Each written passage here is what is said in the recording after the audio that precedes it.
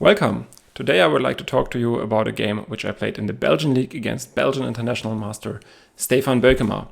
It was part of the match between Eupen and Brasraat. We comfortably won the match, but the individual encounter was pretty wild. So let me just show you the game. I opened with a move knight to f3. And one of the ideas of knight f3 is to answer the stuff that he normally does, namely playing the Dutch with f5, with a sneaky little move d3, later on coming with e4, and then not really going into the typical kind of Dutch positions.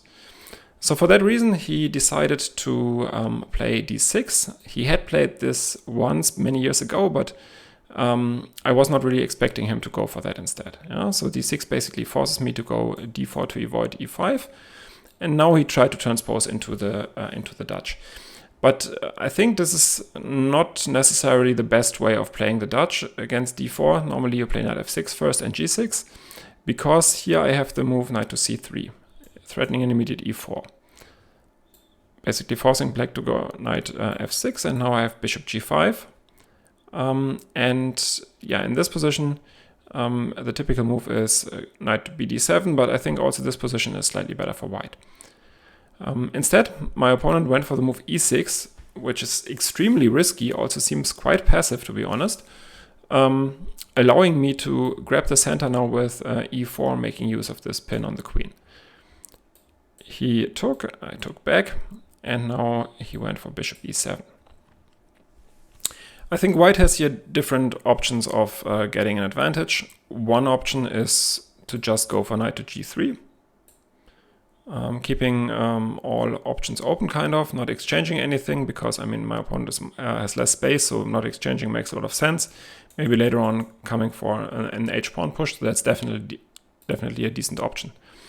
Another option that I was considering is to take knight takes f6, but then I thought, okay, he takes back with the bishop, and later on he will probably get something like this and e5 at some point, and then my advantage is going to be minimal.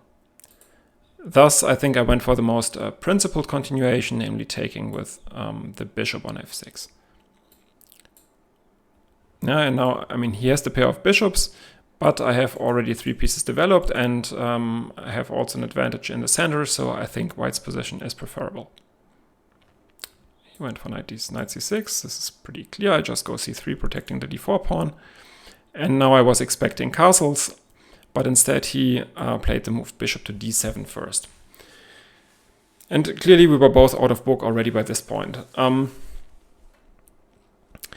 Bishop to b7 is kind of aimed at keeping his options open. So I think the idea is keeping open the option of going queen e7 and long castles. But the problem with bishop d7 is that I can now go queen b3, which is what I played in the game. Hitting the b7 pawn, and in particular avoiding queen e7, because after queen e7 I would just really take on b7.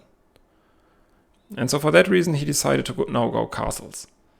When now taking on b7 is of course not so great because rook b8. But on the other hand, now this bishop d7 move doesn't make that much sense. b7 is latently hanging, and the king on the king side already is quite vulnerable, I would say. So I tried to really exploit it, and I tried to play very aggressive in this game because I really wanted to win the game. Went for the move h4, going for knight g5 next. Yeah, and the king is pretty weak. And here I thought, okay, I'm almost winning, to be honest. But he defended it pretty well now in the coming moves. He went for king h8, knight eg5, and just g6. So this was pretty amazing to me that this is something you can do here. I thought this is just too weak, this construction, such that this is possible. However, it's not so easy. I mean, if I go h5, then he can just take always and go h6. So I don't really reach anything other than having lost a piece. So that's not possible. Obviously I can't take on e6 either, because then I just lose a queen. And so I thought, okay, then I'm going to prepare that a little bit and go for long castles. And at some point go h5. The only problem now is that with h5 I always run into bishop to takes g5 check, so that's a small relief for him. He went for queen to e7. Rook d1 I think is also natural, attacking the pawn once more. He does not really want to give up that bishop, that beautiful bishop against his knight. So he went for e5 instead. Yeah, and at this point I also started calculating some stuff, but it was all not so easy. So for instance, if I take on b7, one nice line that I saw is rook b8, I take, rook c8, and now I can take here. Now with the idea queen takes and knight f7. However, he can just play rook a b8 and then the whole line doesn't work. So for instance, this, and now I think this is slightly more precise, first taking here, and now just going rook bc8, and it's not so clear if I have more than a perpetual here. Yeah, because if I go to a6, this looks pretty risky for white. Yeah, so thus I decided not to grab this pawn on b7, and I also didn't see a clear way of pushing h5, because similarly to the previous positions, h5 you can just take, and then he has a check, and eventually after h takes g, you can always go h6. I went king to b1 to potentially prepare this h5. Still, h5 is probably not yet a threat, because he can always take, and after hg, as I said, just go h6.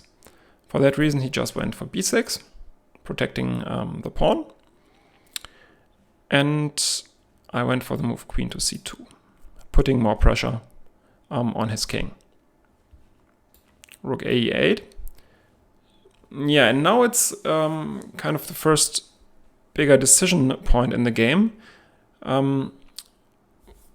where the thing is, I need to do something a little bit forcing, because if I make two more waiting moves like king a1 or king a1 and a3, let's say, he probably can go for queen g7 and maybe even h6 at some point, or queen g7 and then possibly later bishop f5, and I didn't really want to give him that time. Thus I decided to act quickly now with d5. There are definitely other options here, but d5 I think is fine and keeps a substantial advantage. And now just knight e4. Again, potentially preparing h5. Ideally, I would get something like that, but it's difficult to get against this bishop. He played a strong move, queen to g7, reinforcing his castling position. And here I now went astray. I think here the computer just goes back. Now that the center is closed, just goes back. And then very quietly suggests to go rook h2 and rook h1 followed by h5 in the next moves. And it's, I mean, if you play around with it a little bit, it's pretty clear that this is very hard to parry, and white is at the very least clearly better, if not almost winning. During the game, this was not so clear to me. And I think if you look at it for the first time, it's not immediately obvious either. Thus, instead, I went for the artificial move rook e to g1. I mean, the idea is clear. I want to go something like that. However, this is not so easy to get, especially now he goes bishop e7, and I can't go g4. Yeah, so he just a prophylactic move against g4. I also withdraw my knight. Maybe again knight fg5 was another option, but okay, I went to d2. And yeah, this was probably already another mistake. So probably I should have played at least c4 first, to avoid the shenanigans that he now started. So after bishop e7, knight fd2, he started stuff with c6. And now it's quite clear that it's not one-way traffic anymore. So he starts opening up the queen side. Of course, I try to prevent that as much as possible. However, now he came with this very strong move b5. And I have to be honest, I kind of overlooked it. I thought if I take, his idea would be to take back with a bishop, but then when I saw it, it's very obvious that his idea is to take back with a knight, and now like knight b5, d5 stuff is coming, knight d4 potentially coming, and suddenly all his pieces come to play and my king gets pretty vulnerable. So I didn't want that.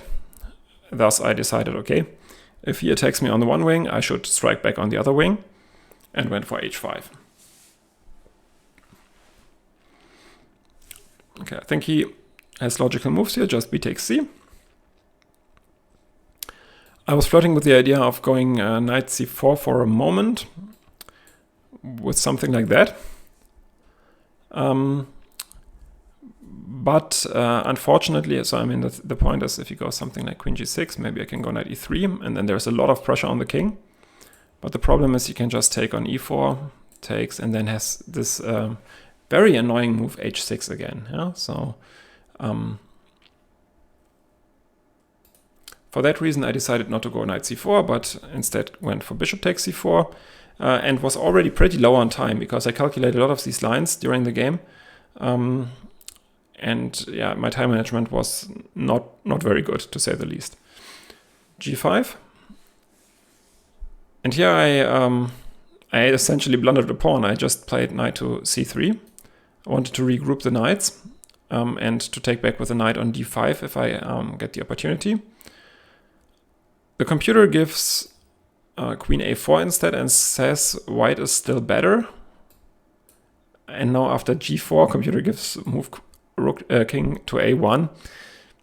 But yeah, I mean, this is really already very, very double-edged, I think. So probably queen a4 was stronger, but yeah, it's also quite double-edged. And with this move, I essentially just blundered the f2 pawn. But on the plus side, at least once the f-file is open, I get new targets against his king. So in that sense, it was not that bad. Okay, I went for h6. And he went for the move queen to f8. During the game, I was more afraid of the move queen to g6. When I basically face a very, very tough decision, I could either just take on g6, takes, knight e4, something like rook f4 and g3. But I think black should be better here. Black has the pair of bishops, and I mean, this pawn is eventually going to fall, and then he has like 5 pawns in the center against just 3. So I think it's probably pretty clearly better for black. Or after queen g6, I could also go for this move, bishop to d3. And then something like this. And this is less clear, definitely. I mean, probably I would have settled for that, but yeah, this is also looks decent for black. Maybe we could go for something like that. But it's, of course, still a very, very complex position.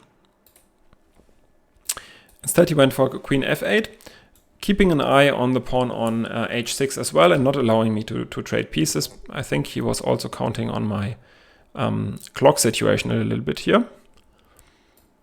Okay, I went for rook f1, sacrificed a second pawn. But here I was already feeling a little bit better because I saw that after takes, queen h6, I have that move queen a4. So black is 2 pawns up and has the pair of bishops. But it's really not so easy for black because I mean, this bishop on d7 is a horrible piece. The knight on d8 is a horrible piece. This bishop on e7 is a pretty bad piece. The rook is not active. The king is more vulnerable than mine, and so I have a lot of trumps against that, actually. He went for this check. I think here there are definitely different options, and probably queen g6 was not the best. But yeah, it's very complex, and I didn't check it very carefully with the computer. So queen g6, and now the point is he now went rook to f8. Yeah, and here I was in pretty bad time trouble already. It was only move 30. Luckily, we get 30 seconds per move, so it was still kind of playable. And I went for the move queen takes a7, and this is a serious mistake. So I should have gone for the immediate trade on f8 and then to take on e7. And we basically had a very similar position, but the bishop is on e7, on f8 rather than on e7. And from afar, it looked to me that the bishop is better on f8 actually than on e7. Yeah, but this does not seem to be the case for a very, very concrete reason. So if the bishop is on f8, I have a motive with knight to f6 later on, and the bishop does not protect the f6 square anymore. However, in time trouble, of course, this is very hard to see. So I just went for queen takes a7 and allowed him to trade on f1. And now we get a very similar position, but with my knight on f1 instead of on d2 and his bishop here on e7 instead of on f8. But here I already felt like the worst was over, and I was not even sure who is better and why. It's very, very hard to assess this position. He's still very passive. He's a pawn up. And I have the potential advantage of having this passed pawn on the A file. But it's also too early, I think, to push it, because once I get the check and the knight lands on b4, there's a problem. So I just went a3, much more careful to protect the b4 square. I think this was a decent move in the time scrambles. He took and went for the move knight to c6.